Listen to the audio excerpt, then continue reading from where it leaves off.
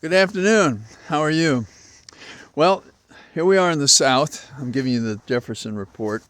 And the temperature is about 26, and it may go up to a blistering 32. And as a result, what's fallen on the ground is a little slippery. So I'm going to have to pace myself carefully so I don't bounce on the snow. It's fairly comfortable, and I am wearing clothes for it.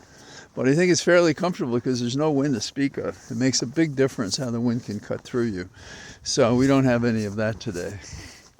So I'm taking a break from working on Martin Luther King Day. And I think that if there's a way to sum it up, we can see the promised land.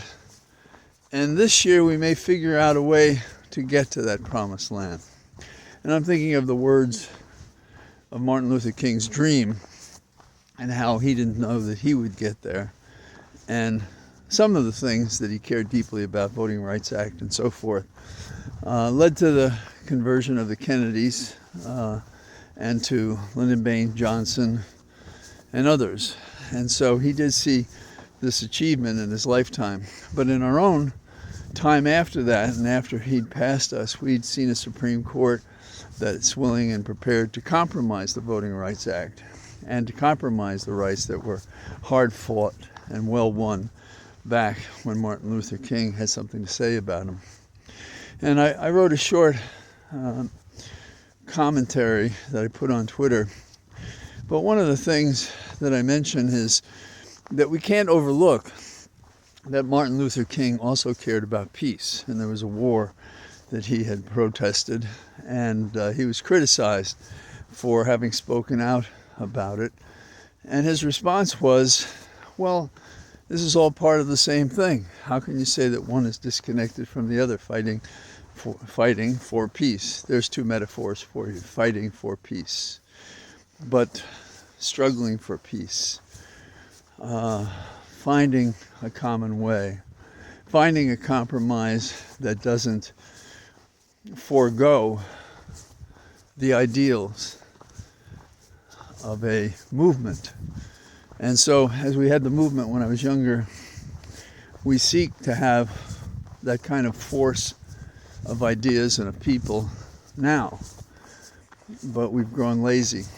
We invoke what was, but don't create and is to combat the ongoing discrimination. And now we're fighting a fight that I don't know that Martin Luther King thought he had to fight, which was an acceptance in his time of the framework of our government. And now we're struggling with the notion of a government that can be a dictatorship, autocratic. So far, we're encouraged by what courts and counsel have said, that the notion of an executive officer heading up our government is an officer who is constrained by our Constitution and by the laws, and that he is not immune for his acts, however far he may range, that he is circumscribed by it, because this is a republic, not a dictatorship. Today we have a strange thing going on in Iowa, and I say strange because we don't seem to question the things that we do.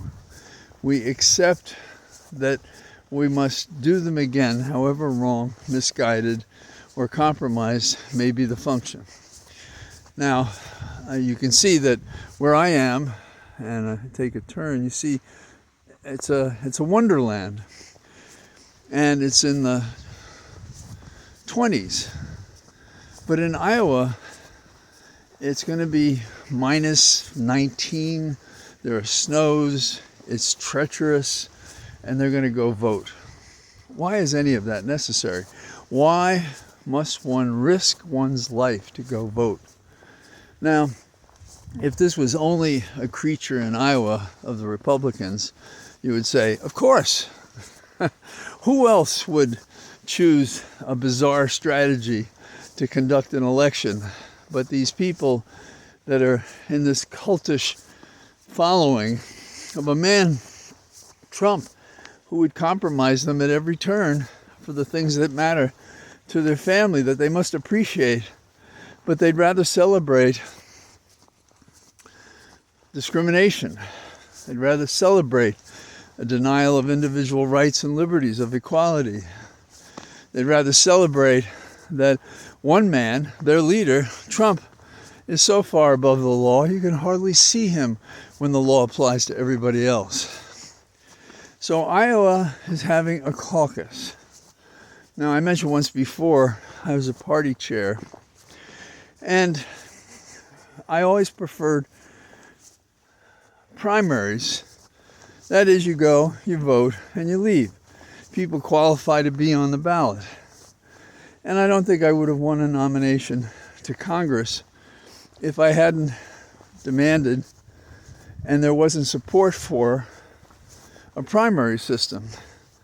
Because the caucus would have been truly inside baseball, favoring some favorites of the party, and therefore not a general plebiscite circumscribed by the 10th Congressional District to decide what Democrat should be the nominee. Now, the voters gave me 95,000 votes in the general election, but they decided I should remain a trial lawyer. And I didn't appreciate their wisdom at the time, but maybe they were right, because I think what I've done with my life has probably been more effective in a public sense and enjoyable and rewarding work in a private sense. That said, when I was a party chair, local party chair, we had to have elections, and some wanted a caucus, and there's what we call a firehouse primary, which is like a primary. The state doesn't spend a lot of money, and people come and vote, and they have to make certifications that they are Democrats, as there should be one certification in Republican elections. And then they vote and they leave. They don't caucus. And that's what we should be doing in Iowa and every place else. And as a youngster, I was interested in proportional representation. And let me explain that. You probably know it as ranking.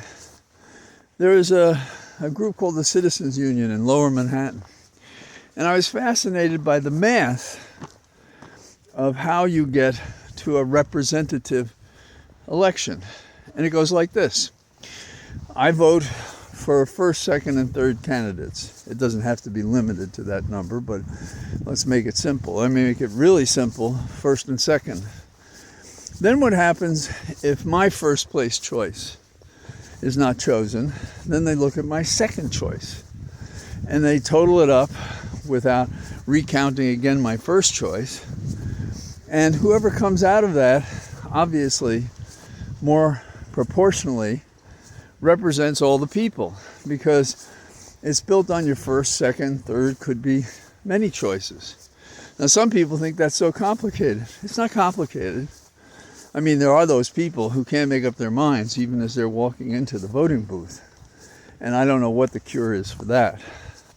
But a proportional voting system, a democratic voting system, small d for Republicans and Democrats and independents, that's the way to go.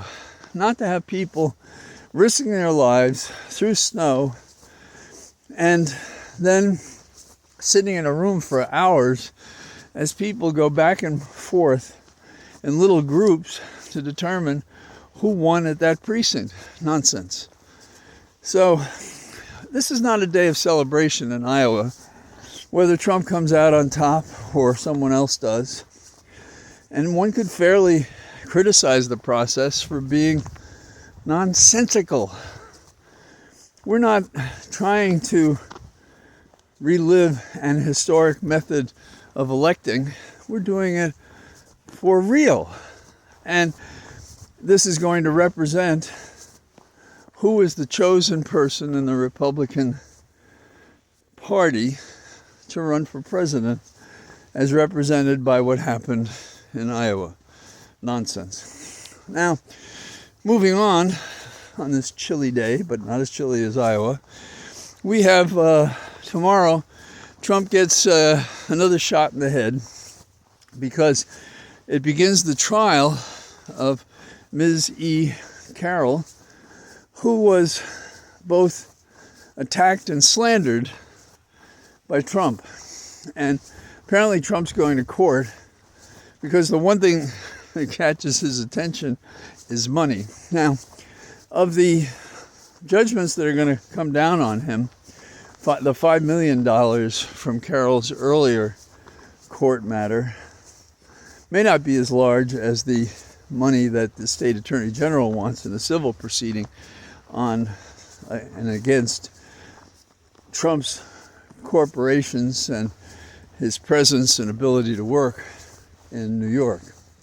So Trump gets his comeuppance again tomorrow, and the only issue is not the facts, because they've been determined, same parties, same kind of action, so that won't be litigated again. So the only question is what he should have to pay.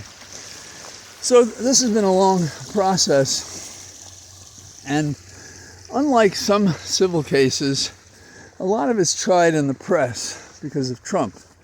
And that's how he got in trouble about denying knowing her.